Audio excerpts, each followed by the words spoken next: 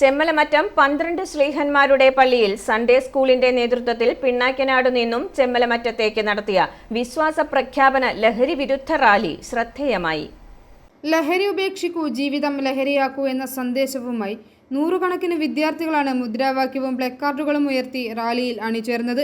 കൂടാതെ ടാബ്ലോകളും നിശ്ചല ദൃശ്യങ്ങളും റാലിയിൽ അരങ്ങേറി. വികാരി father Sebastian Kollamparambil, father Jacob Kaduthodil, Sunday school അധ്യാപകർ എന്നിവർ നേതൃത്വം നൽകി. പ്രിയപ്പെട്ടവരെ, ഇന്ന് ലോകം അനുഭവിക്കുന്ന, പ്രത്യേകിച്ച് നമ്മുടെ നാട് അനുഭവിക്കുന്ന ഏറ്റവും വലിയ ഒരു ദുരിതമാണ് മദ്യത്തിൻ്റെയും മയക്കുമരുന്നിൻ്റെയും സ്വാധീനം.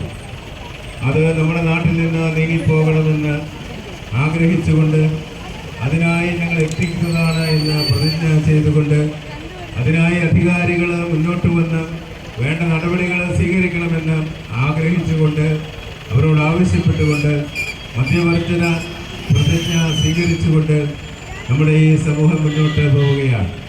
i4 news, Pala.